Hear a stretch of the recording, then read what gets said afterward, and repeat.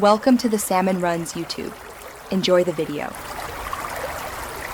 You start by preparing a clean, organized workspace and confirming the exact battery model so you don't guess later.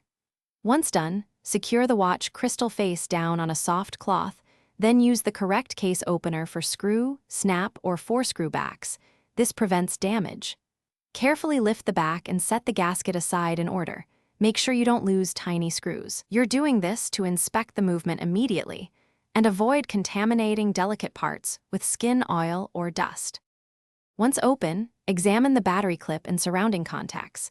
Take a close photo so reassembly is exact. Next, use plastic tweezers to lift the old cell. This reduces short risk, and clean corroded contacts with 90% isopropyl alcohol on a cotton swab to restore conductivity.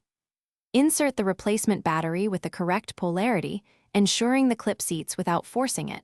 This maintains contact pressure and prevents intermittent power. If the watch has a separate capacitor or charging coil, after battery replacement, lightly lubricate the gasket with silicone grease and reposition it exactly. This preserves water resistance. Then close the case using the appropriate torque for screw backs or a firm press for snapbacks, and reset the time and functions. Observe the watch for 24 hours to confirm stable timekeeping, button responsiveness, and that the second hand advances correctly.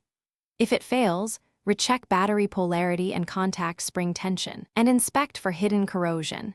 If problems persist, seek professional movement service to avoid further damage. Thanks for watching. Consider subscribing if we helped you.